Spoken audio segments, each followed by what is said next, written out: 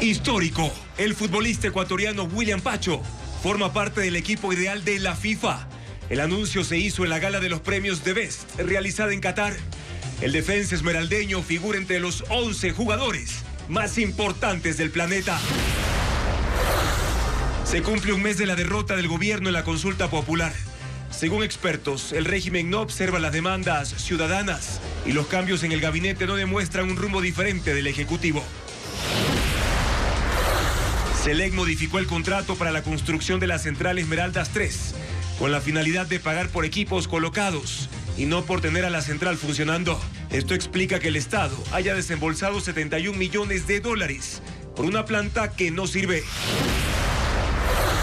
El presidente Daniel Noboa dijo que el Estado demandó a la empresa Progen en Florida, Estados Unidos, por incumplir en 2 proyectos termoeléctricos, el Salitral y Quevedo, que debían producir 150 megavatios. Se espera una indemnización en torno a un perjuicio de 100 millones de dólares. 214,000 personas ya se han vacunado contra la influenza desde el 29 de noviembre. La campaña de inmunización se extenderá hasta marzo de 2026, especialmente para grupos vulnerables. Las autoridades de salud recomiendan el uso de mascarilla y el distanciamiento social durante las reuniones de Navidad y fin de año. El presidente Donald Trump declaró al fentanilo como arma de destrucción masiva y asegura que este fármaco mata entre 200 y 300,000 personas cada año. Las compras navideñas dinamizan el comercio del país desde las promociones en el Black Friday. Los artículos que en estos días adquieren los ecuatorianos son ropa, juguetes y alimentos. Y en esta temporada navideña que ya arrancó en el país, les mostraremos cómo en Quito y Guayaquil los fieles católicos acuden a los templos para el primer día de la novena.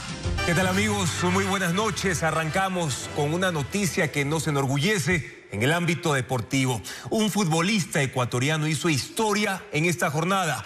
William Pacho fue elegido en el equipo ideal de la FIFA y es uno de los mejores jugadores del planeta. Pero, ¿qué implica este reconocimiento? Bienvenidos a Televistazo Estelar.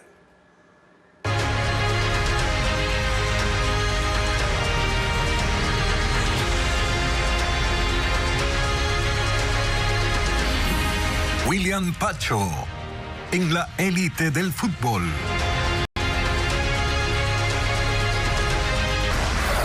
Les contamos ahora que un enfrentamiento armado marca la situación en la frontera norte. En Carchi, un patrullaje militar terminó en un cruce de fuego a escasos metros de la línea fronteriza. Mientras tanto, en Sucumbío se refuerza el despliegue ante alertas de choques entre grupos irregulares, sobre todo del lado colombiano. Veamos. Un patrullaje militar en la frontera norte de Carchi terminó en un enfrentamiento contra presuntos disidentes de las FARC. Según las Fuerzas Armadas, 2 hombres con armas de uso militar abrieron fuego contra el personal de la 4ª División del Ejército Amazonas.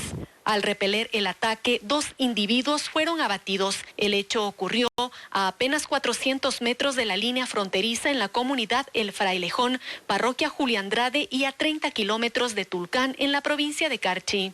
En la operación, los uniformados decomisaron 2 fusiles, 8 alimentadoras, 5 granadas de mano, 500 municiones, chalecos tácticos y 2 brazaletes con distintivos de la compañía Raúl Reyes del Frente 48 de la extinta FARC. El refuerzo activado en la frontera norte con unidades tácticas y de inteligencia militar permitió identificar la presencia de este grupo armado en la zona. Según las Fuerzas Armadas, estas estructuras estarían involucradas en casos de extorsión a varias haciendas y fue precisamente en una de ellas donde se produjo el enfrentamiento. Aparentemente estarían en el va y viene entre Colombia y Ecuador de su sector para obtener réditos económicos.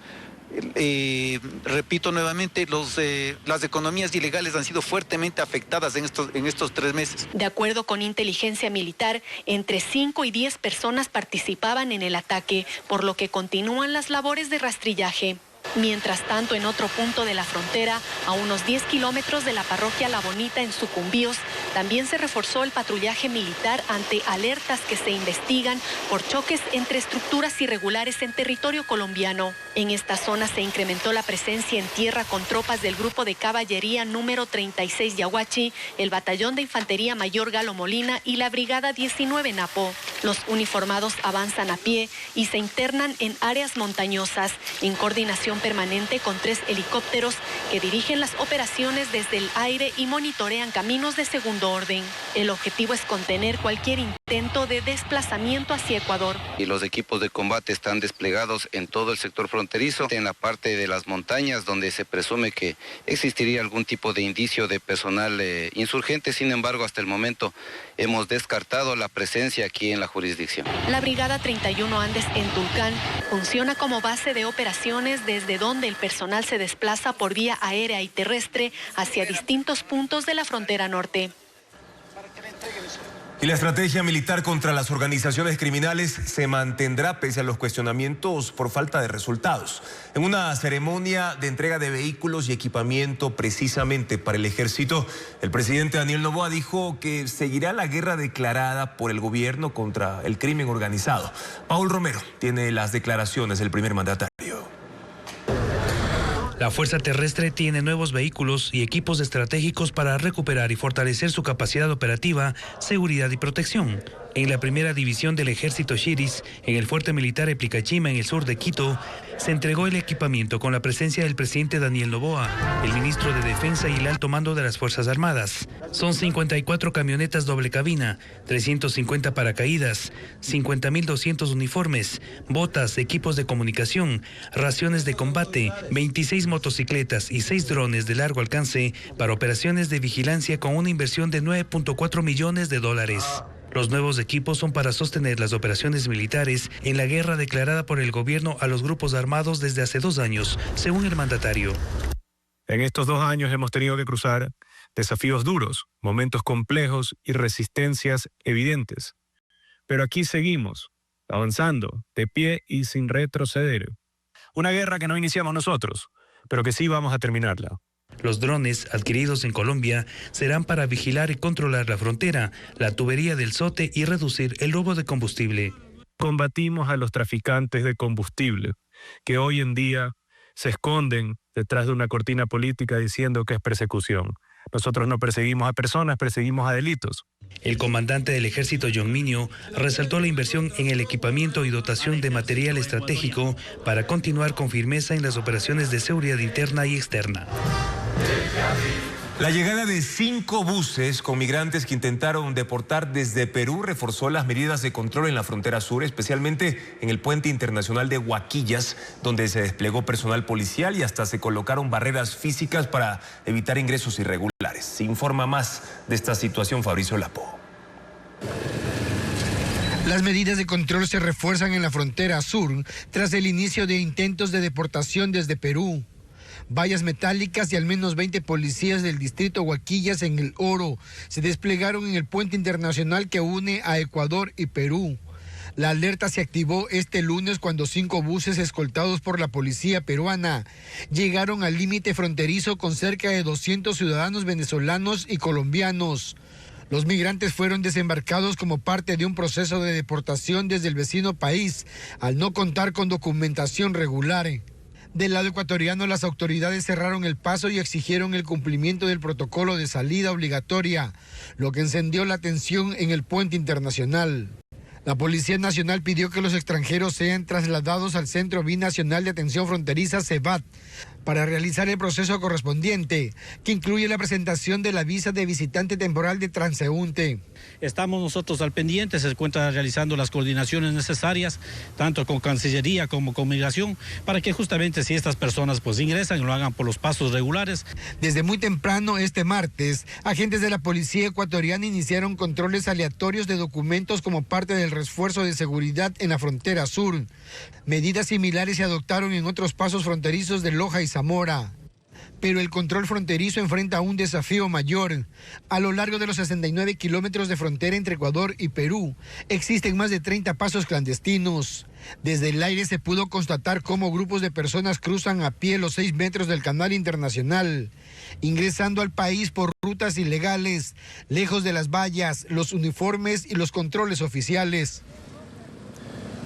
La Corporación Eléctrica del Ecuador, CELEC, ya inició una demanda contra la compañía estadounidense Progen por los proyectos termoeléctricos de 150 megavatios que no culminaron en Guayas y Los Ríos. Diego Cuenca explica el alcance de esta demanda judicial que se presentó en el estado de Florida, en Estados Unidos. El presidente de la República, Daniel Noboa, en sus redes sociales anunció que el Estado ecuatoriano demandó a la compañía Progen en Estados Unidos. Lo hizo a través de la Corporación Eléctrica del Ecuador, CELEC. Sé que este tema ha generado preocupación a muchos ecuatorianos.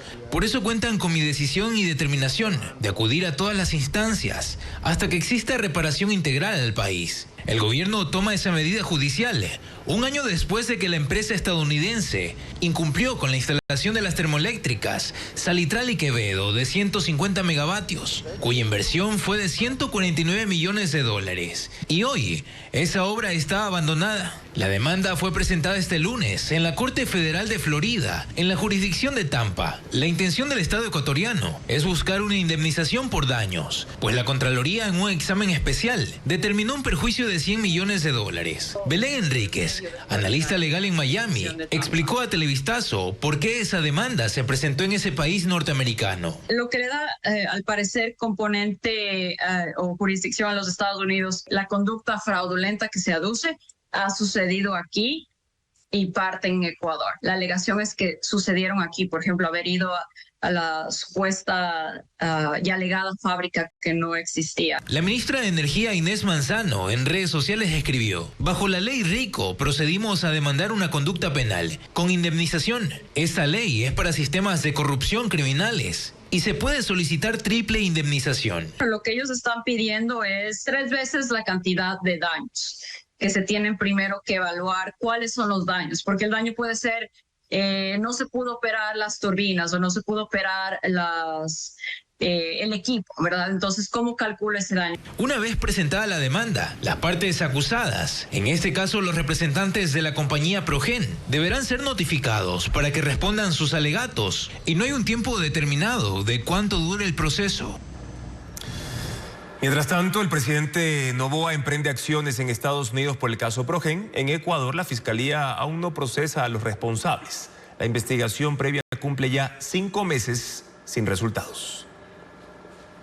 El caso Progen, o caso Apagón, como lo llamó la Fiscalía, sigue en investigación previa. El expediente penal por peculado se abrió hace 5 meses, a raíz del escándalo por el fracaso del contrato entre CELEC y la empresa estadounidense, que debía instalar equipos de generación termoeléctrica en las centrales de Quevedo y Salitral. Hubo 2 allanamientos, uno el 28 de julio en 3 provincias. La policía y la Fiscalía ingresaron al domicilio de 12 personas, entre ellas Fabián Calero, gerente subrogante de CELEC y viceministro de Electricidad. También ingresaron a las oficinas de Termopichincha, la empresa eléctrica Quito, Cenace, CELEC y Electroguayas. Incautaron celulares y computadores. Se receptaron versiones de funcionarios públicos como el ministro de Infraestructura Roberto Luque, antes ministro de Energía.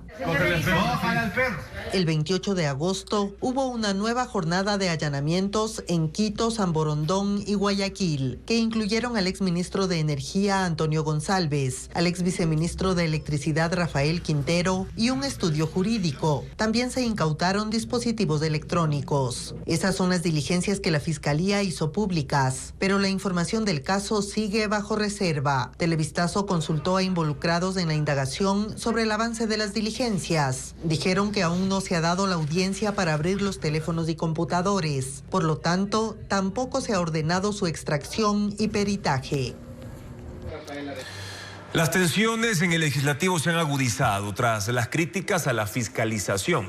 El oficialismo acusa a la Revolución Ciudadana de buscar un show político, mientras el correísmo dice que hay un bloqueo. Patricio Díaz conversó con 2 expertos sobre la situación en el Parlamento. La fiscalización de la Asamblea al Ejecutivo está en el ojo del huracán. El correísmo denuncia bloqueo. El Observatorio Legislativo coincide en las deficiencias.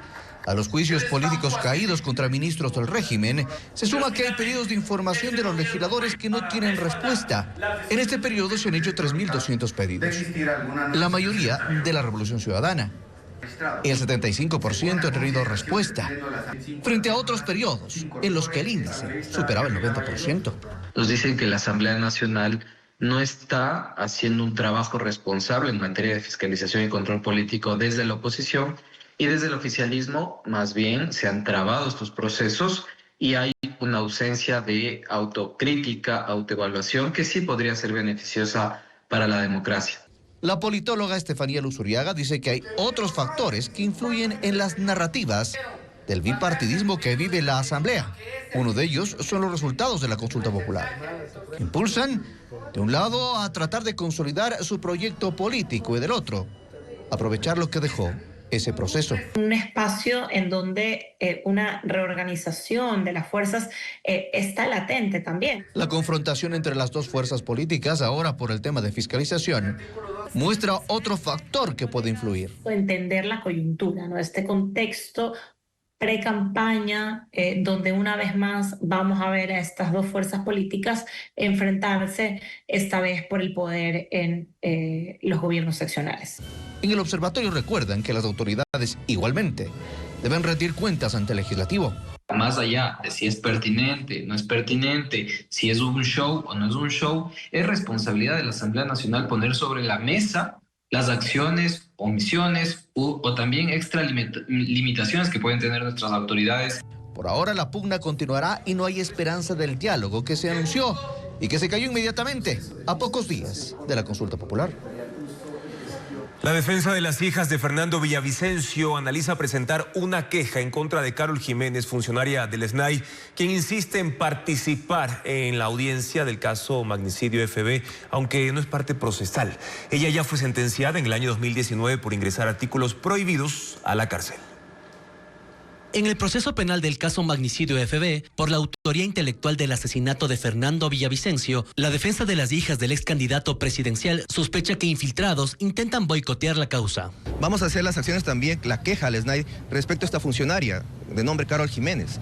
¿Por qué la insistencia de querer participar dentro del proceso de Fernando Villavicencio? Llama la atención que todavía sigan estas personas que tienen un turbio pasado dentro de la administración pública y que quieran ensuciar el caso Fernando Villavicencio. La funcionaria a la que se refiere, que aquí aparece junto a alias Fito en una audiencia de extradición, es una abogada que fue detenida en 2019, cuando intentaba ingresar artículos prohibidos a la cárcel del Inca en Quito. Según el sistema de la función judicial, fue sentenciada a 1 año de prisión. El informe de la policía indicó: se le ha encontrado en su brasier pegado con cinta adhesiva un chip de la operadora Movistar. En la pretina del pantalón se le encontró dinero. Es por ello que ha sido aprehendida. Patricio Rosero, abogado de Tamia y Amanda Villavicencio, analiza presentar una queja en el SNAI porque, dice, la abogada Jiménez, pese a no ser parte procesal, insistió en intervenir en la fallida audiencia para vincular a 3 cabecillas de los Lobos. Y también quiso estar presente en las versiones del caso. Demasiadas coincidencias que ya rayan, creo, en una articulación o una narrativa.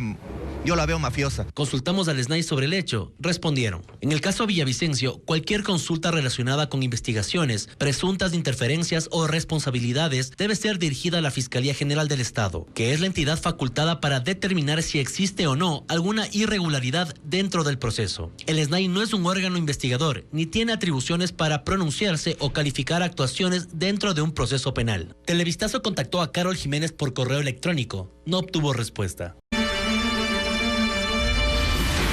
Gripe H3N2. ¿Cómo protegernos?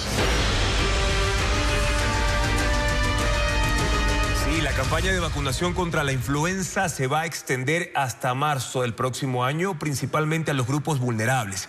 Esta es una de las principales medidas de prevención, según el Ministerio de Salud y especialistas. Se suma además el uso de mascarillas y el distanciamiento social, principalmente sobre las reuniones de Navidad y fin de año, como lo informa Luis Alfredo Zúñiga.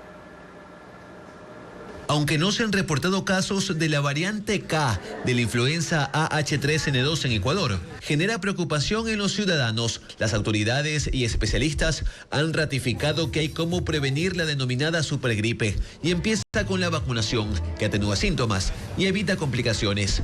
214.000 personas ya se la han aplicado desde el 29 de noviembre y aún hay plazo hasta marzo del 2026. Pueden acudir grupos de riesgo, es decir, niños y niñas de 6 meses a 6 años, adultos mayores, mujeres embarazadas, personas con enfermedades crónicas, inmunosupresión o discapacidad, sus cuidadores y personal de salud. Ellos pueden acercarse a los 1.935 centros de salud del Ministerio de manera gratuita en todo el país. Nuestros niños de 6 a 11 meses de edad necesitamos aplicarle 2 dosis y para ellos es importante que actualmente vengamos a vacunarlos también. Hay más formas de cuidado. Los doctores recomiendan el lavado de manos y en las reuniones de diciembre usar mascarilla y distanciamiento de 2 metros con otras personas, porque en estas reuniones el riesgo de contagio aumenta. Cuidados que se deben mantener en lugares de concurrencia masiva como centros comerciales. Y considerar que si hay una persona enferma, tratar de que llegue a un diagnóstico y sea en lo posible evitar reuniones con esa persona. La llegada de migrantes desde países con casos confirmados como España, Estados Unidos y otros aumenta el riesgo de contagio. Por ello la importancia de la prevención. De momento no se han reforzado controles en aeropuertos, aunque personal de aduana, por ejemplo, usa constantemente mascarilla. Solamente las aeromosas 2 creo que tenían puestas ellas, pero en realidad no. En cuanto a la vacunación, el Ministerio de Salud cuenta con 4.5 millones de dosis. Algunos medicamentos e insumos esenciales no pudieron adquirirse como parte de la declaratoria de emergencia porque esos procesos fueron declarados desiertos. Tanto en el IES como en los hospitales del Ministerio de Salud Pública, los mecanismos de adquisición no logran los resultados que espera el gobierno para poder superar esta crisis. Carla Delgado le da seguimiento a este problema. Solo el 33% de los procesos de compra de medicamentos e insumos dentro de la emergencia sanitaria se han concretado. Eso agudiza la crisis en el sistema público de salud. El impacto directo lo sufren los usuarios, quienes cada vez deben invertir más dinero para continuar con sus tratamientos. En América Latina, digamos, es tolerable. Los países que tienen sistemas de salud más funcionales gastan entre 8 y 9%. Los ecuatorianos estamos por sobre 35% de gasto de bolsillo. Lo más preocupante es que los procesos de compra declarados desiertos incluyen medicamentos esenciales para el manejo hospitalario. Según un documento al que tuvo acceso Televistazo, en el que se detallan los procesos de adjudicación fallidos del Ministerio de Salud Pública, indica que no recibieron ofertas o las presentadas estaban fuera de los plazos establecidos. Entre los medicamentos críticos declarados desiertos se encuentran, por ejemplo, la lidocaína líquida, utilizada para controlar el dolor durante procedimientos quirúrgicos o médicos, o la dexametasona oral, un medicamento utilizado para aliviar la inflamación. Está también la ampicilina sólida parental, indicada para tratar infecciones bacterianas, o la morfina líquida, empleada en el tratamiento de dolor crónico. Por otro lado, la adquisición de insumos médicos también ha sido compleja. Según la Asociación Ecuatoriana de Distribuidores e Importadores de Productos Médicos, entre el Ministerio de Salud y el IES, necesitaban alrededor de 10.000 dispositivos médicos. Pero dentro del marco de la emergencia, solo se ha logrado adquirir el 10% de los insumos. Estamos hablando de equipos de protección, porque de hecho las cantidades que pedían, que se hacen en fabricación nacional, era imposible entregarlas en 7 días. Y eso genera riesgos para los pacientes y los profesionales de la salud. A pesar de la gravedad de la situación, ni la vicepresidenta María José Pinto ni el presidente del IES se han pronunciado públicamente sobre los problemas derivados de la emergencia sanitaria. Y el oficialismo aspira a que la ley nueva del deporte sea aprobada por unanimidad en la Asamblea Nacional. Intensas conversaciones permitieron el primer paso, que la comisión acoja cambios propuestos por el correísmo para lo que tiene 8 días. Patricio Díaz informa sobre otros cambios que propone ese proyecto. La sesión era a las 10 de la mañana y empezó pasadas las 11. En ese lapso eran visibles intensas conversaciones entre el oficialismo y el correísmo sobre la nueva ley del deporte. Con la reincorporada coordinadora de ADN, Valentina Centeno. Con el presidente de la Asamblea. El exfutbolista Frickson George y el presidente del Manta, Jaime Estrada, estaban entre los representantes del correísmo para esos diálogos. Había un punto especial que preocupaba. En el artículo 218 sobre los pronósticos deportivos se incluía, en lo relacionado a las actividades de casinos, salas de juego, casa de apuestas o negocios dedicados a la realización de juegos de azar únicamente podrán ser realizados por personas naturales o jurídicas de derecho privado, sin fines de lucro. Eso está prohibido, inclusive hubieron ya consultas expresas a los ciudadanos y dijeron que no. Entonces, esas cosas que se querían o se podrían prestar para malinterpretaciones dentro de este proyecto de ley, creo que fueron aclaradas en una reunión preliminar. Esta redacción sería eliminada. Se mantiene el capítulo de pronósticos deportivos en cuanto a su reconocimiento y regulación mediante el ente rector del deporte, exigiendo mecanismos de prevención de la ludopatía, protección de menores y datos personales. Pero se buscará más, dice el oficialismo. Acá hay que regularlo desde otros organismos de control, Superintendencia de Bancos, Servicio de Rentas Internas, UAFE. La decisión acordada entre oficialismo y correísmo fue que regrese el informe para segundo debate a la comisión, para acoger las observaciones.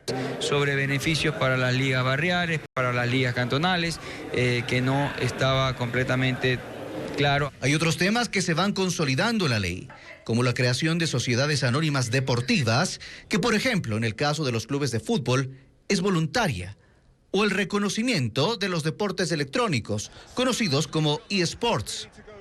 La comisión deberá presentar los cambios para continuar el debate y la votación, que si llega a ser unánime, con acuerdo entre oficialismo y correísmo, sería una sorpresa, un posible milagro de Navidad. Continuamos con más información. A pesar de la política migratoria del presidente Donald Trump, la deportación de ecuatorianos ha disminuido en lo que va del año según cifras oficiales. También se ha registrado el arribo a territorio nacional de un grupo de extranjeros bajo la misma condición. Los detalles con Bessie Granja. Existe una reducción en las deportaciones de ecuatorianos desde Estados Unidos.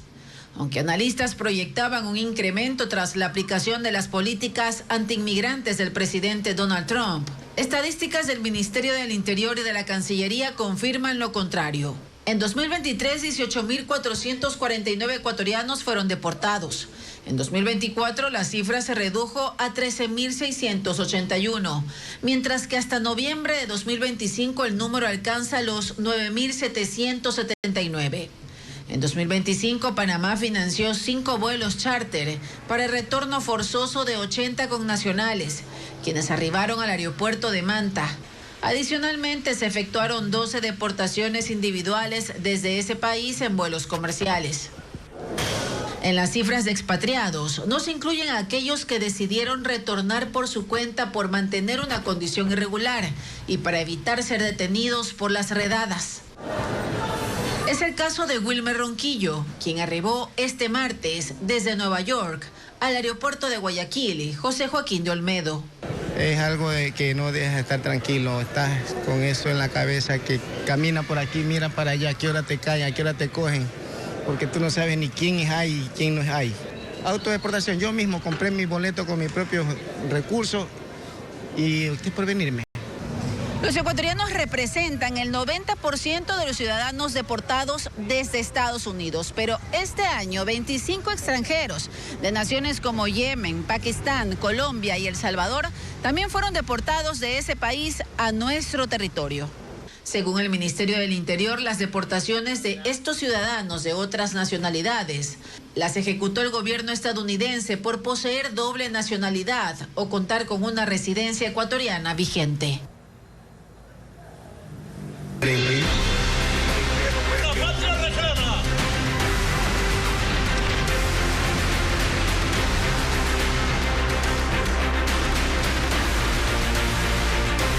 Mundo.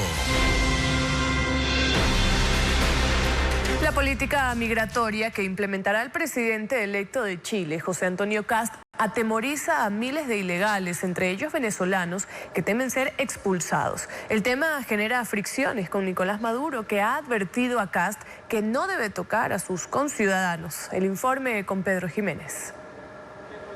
El presidente electo de Chile, José Antonio Kast, ha propuesto una ambiciosa ley de seguridad integral y control fronterizo que penalice el ingreso ilegal al país.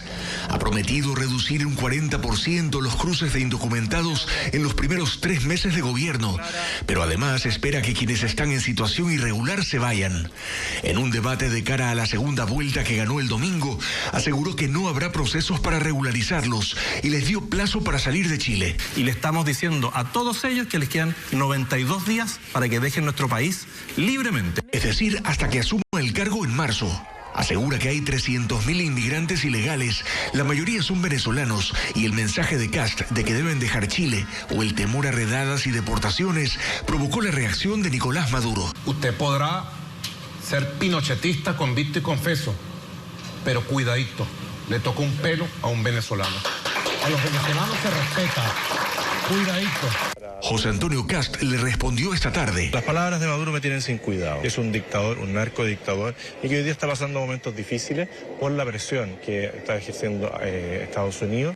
Desde que Kast se perfilaba como ganador, grupos de inmigrantes han intentado salir por vía terrestre, especialmente hacia Perú. Pero el presidente peruano José Gerí declaró emergencia en las fronteras a inicios de diciembre para reforzar controles e impedir el cruce de ilegales. Esto ha dejado a muchos indocumentados en el norte de Chile sin poder salir.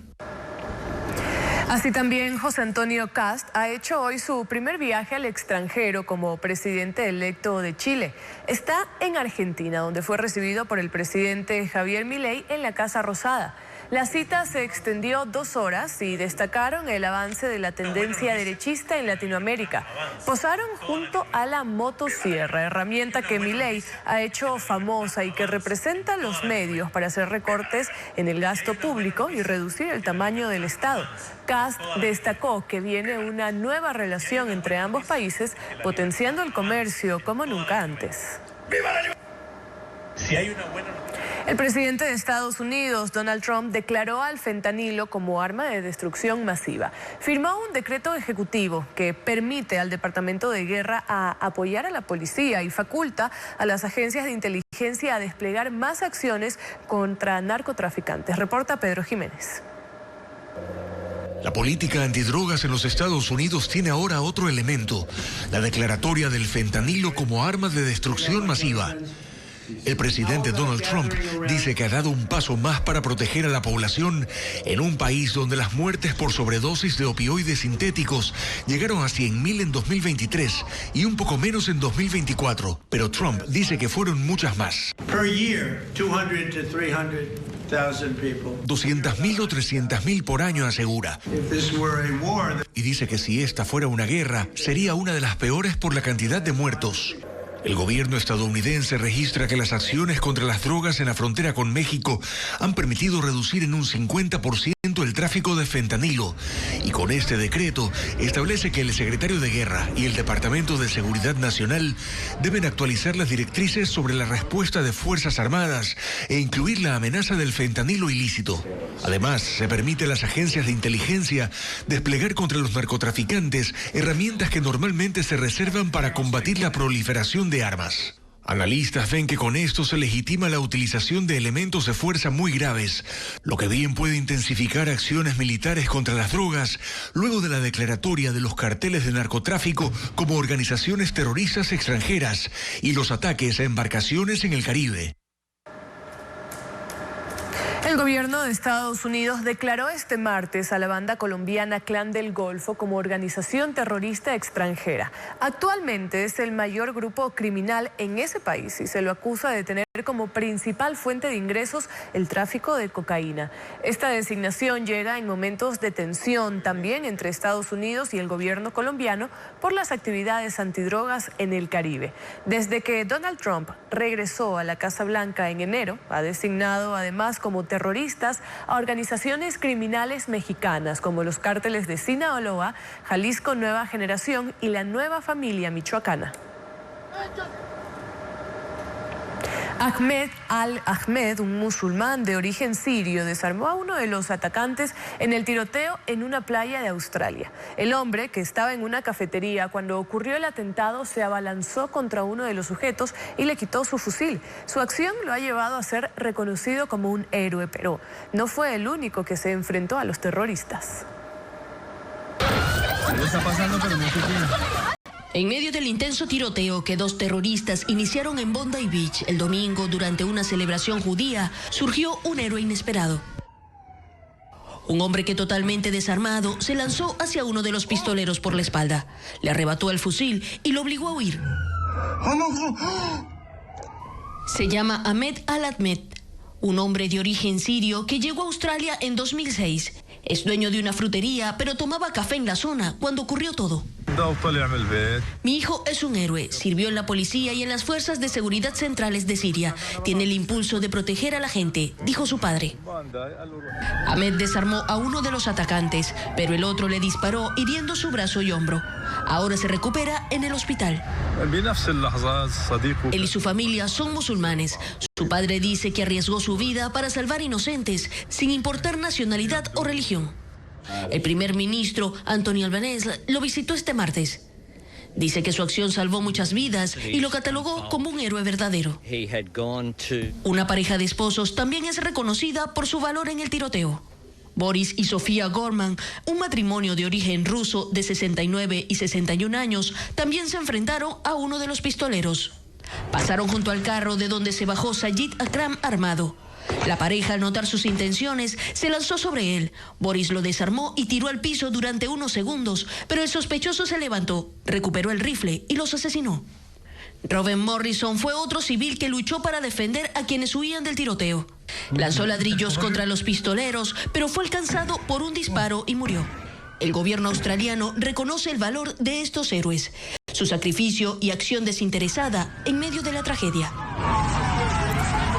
Un intenso debate en el Congreso de México terminó en violencia. Ocurrió cuando legisladores de la oposición intentaron evitar que se aprobara la eliminación del Instituto de Transparencia, Acceso a la Información Pública, Protección de Datos Personales y Rendición de Cuentas de la Ciudad de México. Varias representantes del Partido Acción Nacional se subieron a la tribuna y se enfrentaron con oficialistas del partido Morena con gritos, empujones y jalones de cabello.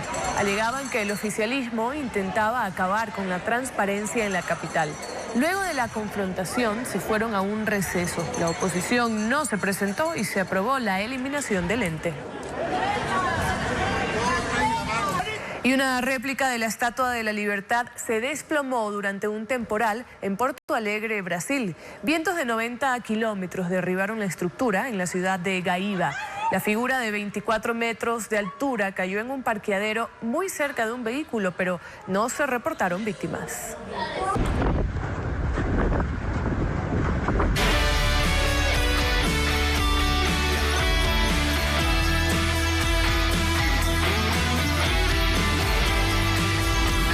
Ecuador se contagia de Navidad.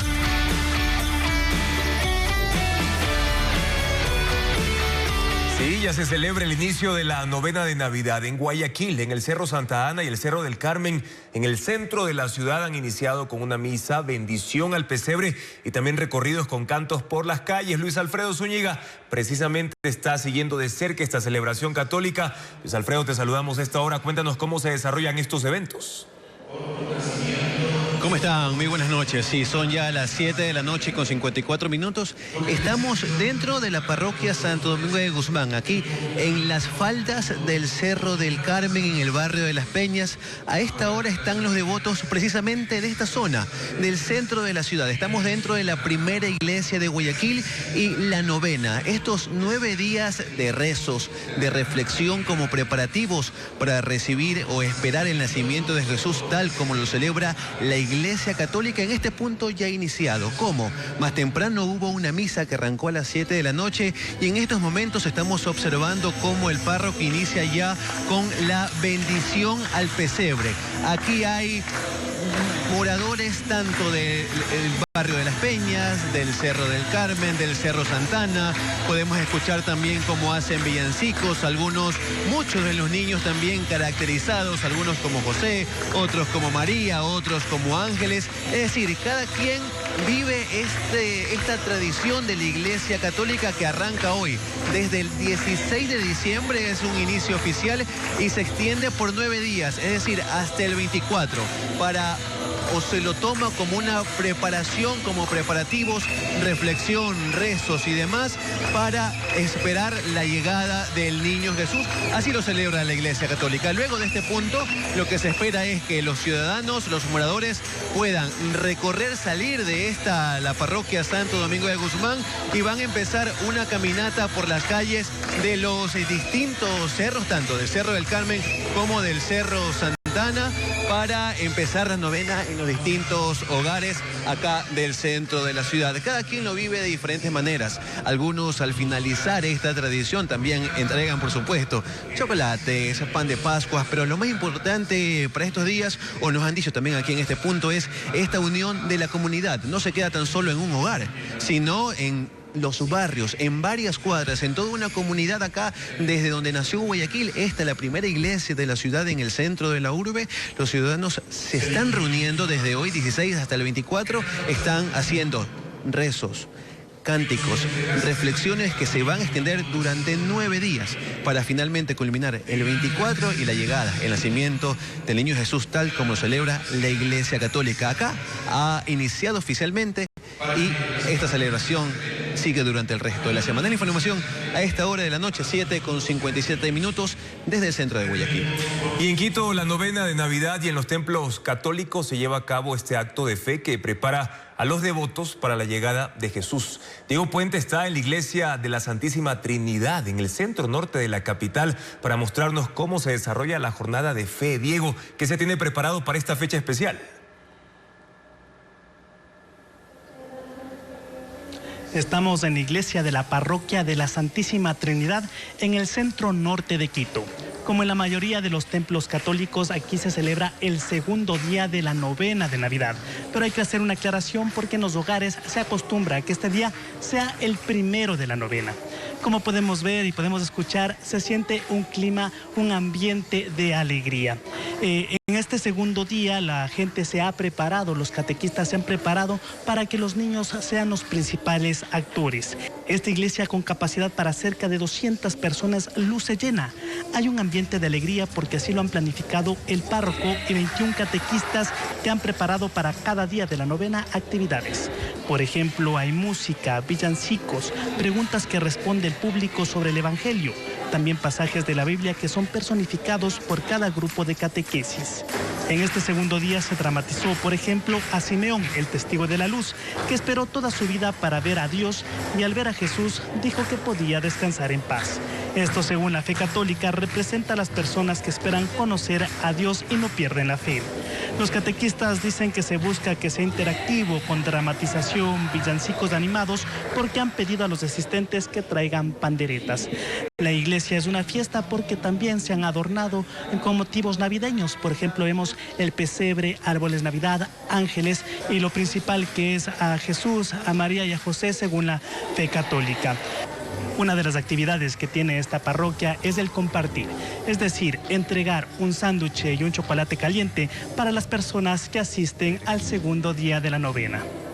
Gracias, Diego, por tu informe desde ese punto del norte de la capital, donde los feligreses católicos llegan poco a poco para formar parte de esta novena que arrancó hoy en toda. Continuamos con más información. Una pareja de venezolanos fue asesinada en el norte de Guayaquil. Y en la provincia de Los Ríos, 4 personas fueron acribilladas en un motel. Merlín Ochoa con la información de estos hechos delictivos.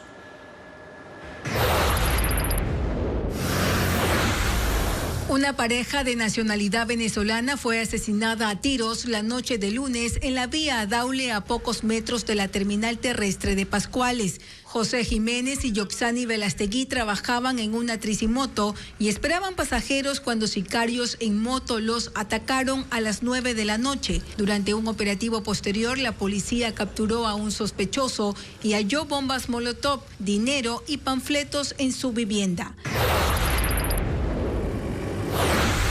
Un guardia de seguridad fue asesinado dentro de una gasolinera del bloque 22 de Flor de Bastión, en medio de clientes que huyeron al escuchar los disparos. El crimen ocurrió alrededor de las 9:15 de la noche en el noroeste de Guayaquil, cuando sujetos vestidos de negro llegaron en moto y lo balearon. Criminalística encontró 5 restos de bala. La víctima no tenía antecedentes penales. 4 personas fueron asesinadas dentro de un motel en Urdaneta, en la provincia de Los Ríos. El ataque ocurrió la tarde del domingo. Las parejas habían llegado a las habitaciones cuando una camioneta robada ingresó al lugar con 4 sicarios. Los asesinos fueron a la primera habitación. Ahí mataron a una menor de 17 años y un joven de 19.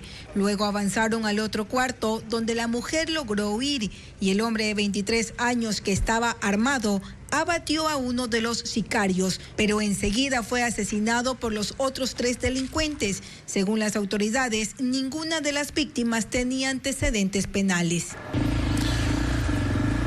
17 millones de dólares es el monto que según la aduana se ha evitado evadir en impuestos desde junio pasado mediante el refuerzo de los controles y la tecnología implementada en aeropuertos e ingresos fronterizos. Las autoridades advierten de los falsos couriers que operan en redes sociales y que ingresan mercancía al país fuera de los canales legales, afectando al comercio formal, como lo precisa María Gabriela Carpio. En redes sociales abundan los anuncios publicitarios que ofrecen traer productos desde el exterior a bajo costo. Pero el Servicio Nacional de Aduana advierte que en muchos casos se trata de falsos couriers que operan fuera de la ley. El director de la entidad, Sandro Castillo, explica que el ingreso reiterado de artículos en volúmenes comerciales bajo la figura de equipaje personal es evasión de impuestos y constituye una práctica que afecta a la industria nacional. Que por un celular tú pagas $50 más, o por la libra pagas $11. De la misma prenda están trayendo en el mismo color, la misma forma, pero lo único que cambia es la talla. Entonces sabemos que eso no es para uso personal. Uno de los casos más recientes ocurrió en el aeropuerto de Guayaquil, donde 2 ciudadanos procedentes de Madrid intentaron ingresar cientos de aretes, pulseras y anillos de plata sin la respectiva declaración. Las joyas estaban valoradas en $77.000. La aduana estima que con el uso de una plataforma tecnológica implementada desde junio, se ha evitado un perjuicio de $17 millones al Estado, producto del ingreso ilegal de mercancía por aeropuertos, puertos y fronteras. Pero este tipo de prácticas también golpea al sector de couriers formales, que opera con registros, paga impuestos y genera cerca de 10.000 empleos directos. Ellos no tienen ninguna estructura, son unos piratas logísticos que no tienen ningún registro. Lo que hacen es crear justamente este fantasma de ilegalidad y de un mercado informal. Rodrigo Páez, presidente de la Asociación de Empresas de Mensajería y Couriers, menciona que cuando los productos entran como equipaje personal, dejan de pasar por los couriers formalizados. Eso no significa que la gente dejó de comprar por internet, sino que parte del comercio electrónico se está moviendo por vías informales, lo que se traduce en pérdidas. En el mes de octubre registramos alrededor de un 60% de disminución del tráfico, estamos hablando casi de 2 o 3 millones de dólares, que ha significado solo en paquetería.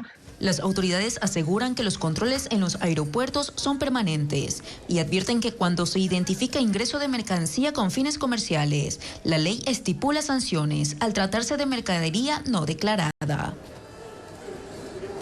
Hoy se cumple un mes de la derrota electoral del gobierno en la consulta popular y referéndum del 16 de noviembre pasado. El oficialismo no ha logrado asimilar la pérdida y enfrenta un desgaste político por la crisis de salud y la ausencia de fiscalización. Paul Romero con un análisis. Hace un mes el gobierno se estrelló en las urnas y enfrentó la primera derrota electoral en 2 años de gestión.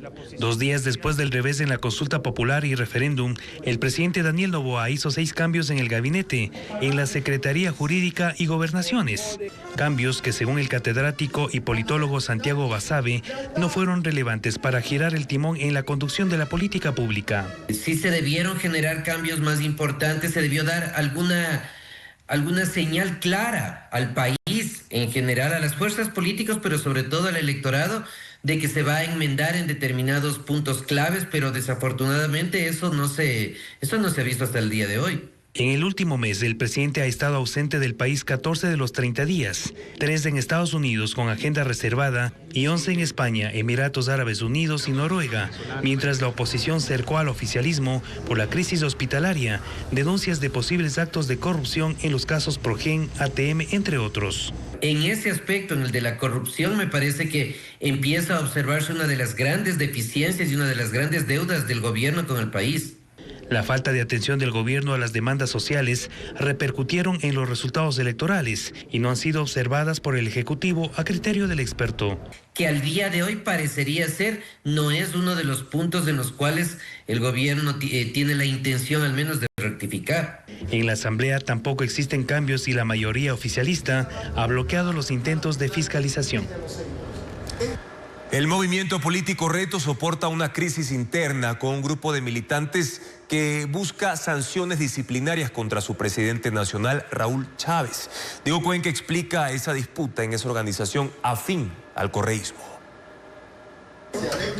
El asambleísta Raúl Chávez enfrenta una pugna con 7 directores provinciales de su movimiento Renovación Total Reto. El conflicto interno en esa agrupación política afín al correísmo ocurre porque esos militantes pidieron al Consejo de Disciplina y Ética de esa organización abrir un proceso administrativo contra Chávez, presidente nacional de Reto. Según el comunicado de ese grupo, hubo incumplimiento de obligaciones estatutarias que vulnera la transparencia interna porque omitió registrar reformas que se aprobaron en la Asamblea Nacional de ese movimiento que se realizó en julio. Ese martes, Raúl Chávez habló del problema. Unos cuantos relajosos pues no pueden decidir sobre una mayoría absoluta dentro de un partido, pero al final es un tema privado. Chávez también reaccionó en redes sociales. Incumplimiento es firmar comunicados de Reto, mientras se coquetea con partidos públicamente opositores, como lo es ADN, tal como lo hace una de las firmantes de ese pedido. Se trata de Ana Paula Gárate, quien aparece en un video vistiendo los colores del partido político de Daniel Noboa,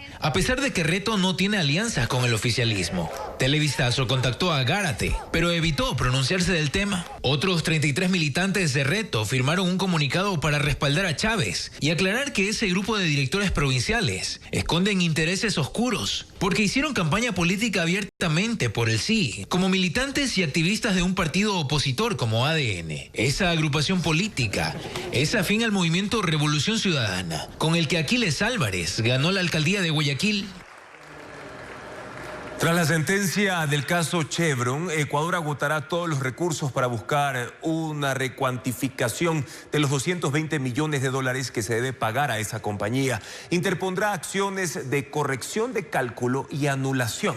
La Procuraduría aspira a bajar aún más el monto de la cuantiosa sentencia, como lo explica Fernán Higuera. Una vez que el Tribunal de la Haya ordenó al Ecuador pagar 220.8 millones de dólares a la empresa Chevron por la violación al Tratado Bilateral de Inversiones, el procurador del Estado dice que en esta semana Ecuador pedirá la corrección de ese cálculo, donde se aspira bajar aún más la cifra establecida. Detectamos que el tribunal ha incurrido en un error menor, ¿no? Un error de cálculo, error tipográfico, si algo dejó de pronunciarse, etcétera. Eso en esta semana tenemos que resolver si presentamos o no ese tipo de solicitudes. Y no sería la única acción procesal que queda. Desde la Procuraduría se piensa ejercer en los próximos 3 meses otra acción, la anulación. Pero se requiere una decisión como Estado que está, según el procurador, en análisis.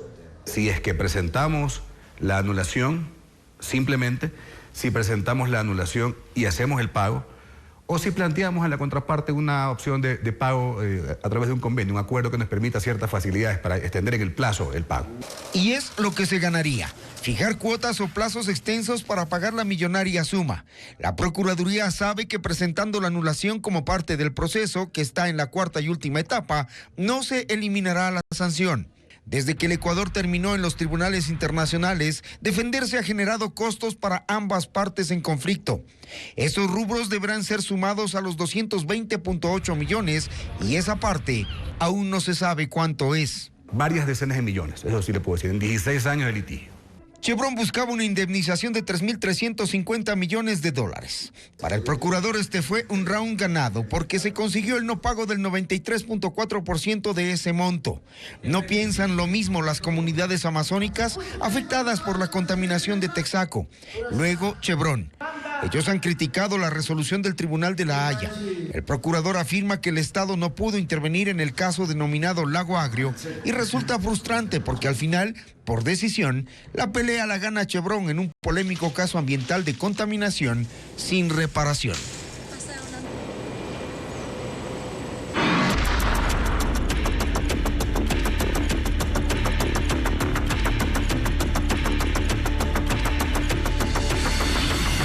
Espera Esmeraldas 3. ¿Quién responde? Funcionarios de SELEC y de la unidad Electroguayas modificaron el contrato con la empresa uruguaya Austral para autorizar pagos millonarios por la infraestructura de una termoeléctrica que aún no existía. En 2024, apenas iniciado el contrato, se pagó el 65% de los 89 millones y el resto incluso tras el vencimiento del plazo acordado. Hernán Higuera le da seguimiento a este tema. La Corporación Eléctrica del Ecuador, SELEC, tiene denunciada a la fallida empresa Austral por presunta delincuencia organizada por el contrato fallido de los generadores termoeléctricos que debían funcionar hace un año. Y hasta ahora no generan un solo megavatio en Esmeraldas. Lo que SELEC no dice es si en la demanda están incluidos sus funcionarios y los de la unidad de negocios Electroguayas, que a un mes de firmado el contrato para la compra de estos generadores, firmaron una adenda para el contrato y modificar los hitos y las formas de pago. El entonces administrador del contrato, Carlos Cali, dispuso al gerente de la unidad de negocios de Electroguayas pagar más de $4,5 millones sin que Austral tenga un solo tornillo en el país. Cali se encargó de verificar físicamente los equipos en Líbano, junto a un grupo de técnicos de apoyo, y fue quien, además, contrató a los fiscalizadores de la obra. Carlos Cali fue reemplazado por José María Estupiñán, quien el 24 de septiembre del 2024 asumió, y tan solo 15 días después solicitó el pago del 60% del monto del contrato, es decir, más de $53 millones, y Austral aún no había embarcado los generadores adquiridos, y menos había hecho el estudio de suelos en Esmeraldas. Más de $57 millones fueron pagados a Austral pese a los incumplimientos hasta esa fecha. 11 días antes del 27 de enero, día en el que supuestamente la termoeléctrica debía estar operativa, Austral pidió 3 meses de prórroga para hacer lo que en 6 meses no pudo. Aún así, le concedieron ese plazo e incluso el 11 de febrero atendieron su pedido para el pago de otro 25% en cuestión de días. Y para entonces ya empezaron a detectar las fallas en los equipos que se instalaban. En total, sin que la central funcione, el país pagó hasta ahora 71 millones a la dueña de estos equipos. Y al menos 101 notificaciones de incumplimiento recibió la empresa responsable de instalar la termoeléctrica Esmeraldas 3. Entre las observaciones que la Corporación Eléctrica del Ecuador detectó está, por ejemplo, que el personal técnico de la compañía Austral no acudía a laborar según la planificación de la obra. Diego Cuenca informa que en algunas ocasiones detectaron que equipos fueron extraídos sin autorización. La compañía Austral, responsable de instalar la termoeléctrica Esmeraldas 3 de 91 megavatios, recibió al menos 101 notificaciones por parte de la Corporación Eléctrica del Ecuador, SELEC. Así consta en el informe que realizó el administrador del contrato de ese proyecto. Entre las observaciones que más destacan están las relacionadas con las operaciones en la obra. Entre el 9 y 13 de mayo, cuando la instalación de la central ya tenía un retraso de 4 meses, SELEC detectó que la tecnología de los reguladores automáticos de voltaje era obsoleta y pidió una solución definitiva para sincronizar 32 motores que no eran compatibles con el sistema eléctrico ecuatoriano. Desde el 23 de junio, SELEC constató que en la obra solo había un electricista de Austral, por lo que pidió que se incorpore más personal para cumplir con los plazos. El 28 de junio no había personal trabajando en el área de subestación, a pesar de que la planificación de esa semana incluía actividades importantes, lo que causó retrasos significativos. Entre julio y agosto, los trabajos se paralizaron en medio del arbitraje que empezó Austral contra SELEC para resolver el conflicto. La empresa retomó las labores desde el 13 de septiembre, pero no presentó una nueva planificación de trabajo. El 23 de ese mes, la fiscalización de SELEC detectó que Austral había trasladado equipos de prueba fuera de la obra sin autorización ni registro, y 7 días después hizo pruebas sin autorización ni aviso al Operador Nacional de Energía, SENACE. El 12 de octubre se reportó presencia de técnicos externos que no estaban acreditados para elaborar en esa obra, mientras que el 21 de octubre se detectó que no hubo personal técnico. Solo estaban los guardias que cuidaban la central. Un día después se confirmó la paralización total de los trabajos. La termoeléctrica Esmeraldas 3 debió estar operativa en enero de ese año y 11 meses después se conocieron estas irregularidades. En otros temas, desde el próximo año se pagará el nuevo sueldo básico que será de $482 tras un acuerdo entre representantes de los empleadores y trabajadores con el aval del gobierno. Con esto también incrementa, ojo, el cálculo para las multas de tránsito, pensiones alimenticias y los aportes al Instituto Ecuatoriano de Seguridad Social. María Gabriela Carpio explica cómo quedan estos valores para 2026.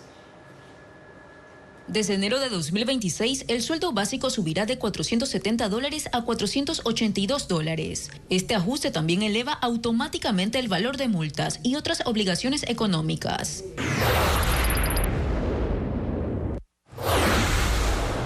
Quienes conduzcan con licencia caducada serán multados con la mitad de un sueldo básico, $241, y si lo hacen sin licencia pagarán $48.20. Las multas por exceso de velocidad moderado o pasarse por un semáforo en rojo quedan en $144.60. Si se usa el celular mientras conduce o se estaciona en un lugar prohibido, deberá cancelar $48.20. Quienes manejen bajo efectos del alcohol deberán pagar $482 para el nivel de alcohol más bajo y hasta $1.446 para el más alto. En el caso de Quito, por infringir el pico y placa se pagará $72.30. El mismo valor para los conductores que no exijan a sus pasajeros el cinturón de seguridad.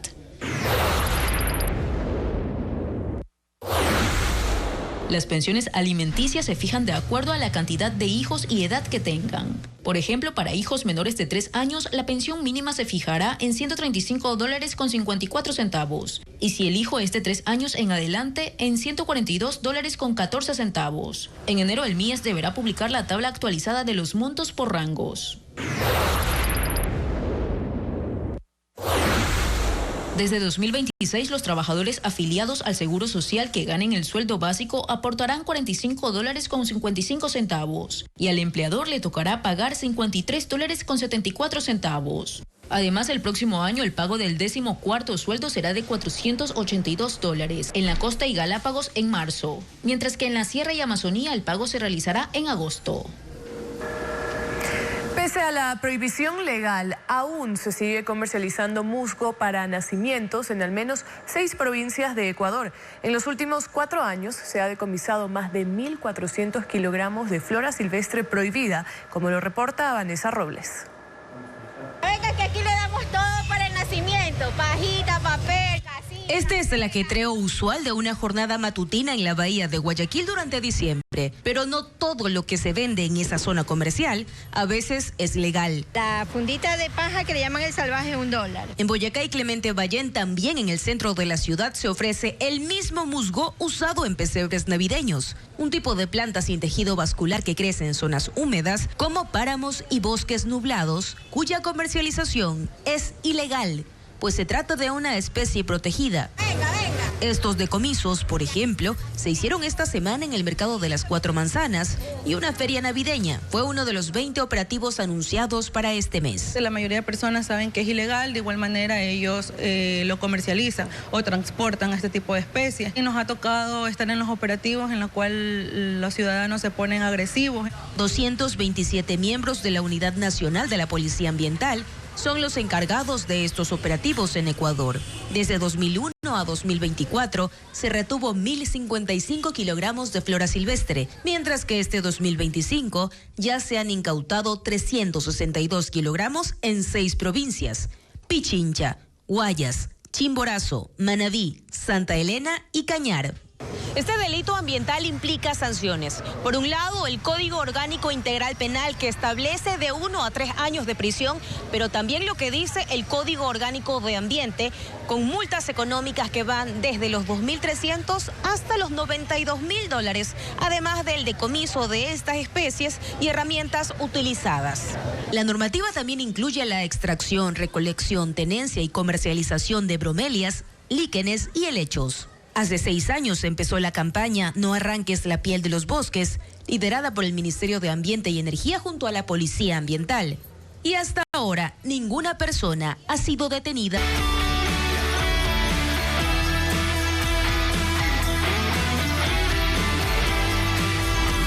Ecuador se contagia de Navidad. Las compras navideñas dinamizan el comercio nacional. De hecho, los ecuatorianos ya comenzaron a adquirir regalos desde la temporada de Black Friday. Esto ha provocado un incremento en las ventas en comparación al 2024. Estefanía Arias nos puntualiza también lo que más compran los ecuatorianos por Navidad. Así de repletas pasan las zonas comerciales del país durante diciembre, porque las compras navideñas ponen a correr a los ecuatorianos. Por ejemplo, en el sector de la bahía de Guayaquil, veredas y pasillos repletos de personas que buscan adquirir desde zapatos hasta electrodomésticos. La Cámara de Comercio de la ciudad afirma que las ventas de la época empiezan realmente a fines de noviembre, con las promociones de Black Friday y Cyber Monday. Para los comerciantes, también los últimos meses representan el 40% de las ventas del año, pues incrementan por el pago del décimo y bonos navideños. Por general, en los 15 días últimos sí despegan las ventas. Esperemos que este fin de semana ya las ventas se mejoren, llegue al 100% por lo menos. Las ventas totales de enero a noviembre de 2025 alcanzaron 231.530 millones de dólares, lo que representa un 8,9% más que en el 2024, que fue de 210.924 millones. Un estudio de la empresa de investigación de mercado Kantar, publicado por la revista Forbes, señala que los ecuatorianos destinan de su presupuesto entre 50 a 300 dólares para regalos y que en Ecuador un 88% de personas prefiere visitar las tiendas físicas para aprovechar las promociones durante esta temporada. Nosotros tenemos promociones, un vino como tal vale 12, 2 en 20, 3 en 28. Tenemos también billeteras y relojes en 6 dólares y 2 por 10 a partir de 2. Pero, ¿qué es lo que más compran los ecuatorianos? Según Kantar, en primer lugar está la ropa. Le siguen juguetes y alimentos como dulces, canastas navideñas. Y finalmente están los zapatos y las bebidas alcohólicas. No en vano, en Cuenca se realizó un festival del vino donde asistieron decenas de personas. Un comportamiento que coincide con otro dato del mismo estudio. El 62% de los ecuatorianos hace sus compras navideñas en supermercados, seguido por los almacenes y al final emprendedores o pequeños locales. Por eso en Quito se organizan ferias donde se promueve el comercio local. Lo que sí es que este año el consumidor de Ecuador se ha mostrado más consciente y selectivo, dice Kantar, porque prioriza el valor emocional y el presupuesto. La Navidad se acerca y aumentan las celebraciones en el mundo. El Vaticano encendió su árbol en la Plaza de San Pedro. Además, en España y Líbano hay fiestas y desfiles que alegran las calles. Merly González con las imágenes de todos estos eventos que iluminan la temporada.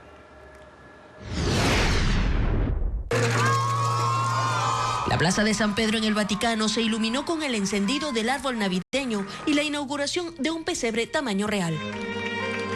El árbol es un abeto de 25 metros de altura, decorado con cientos de miles de luces. Mientras que el nacimiento presenta elementos arquitectónicos de la región de Campania, así como figuras clásicas de Belén. El evento incluyó una ceremonia religiosa, la actuación de una banda y coro vestidos con trajes tradicionales del Tirol del Sur, la región del norte de Italia.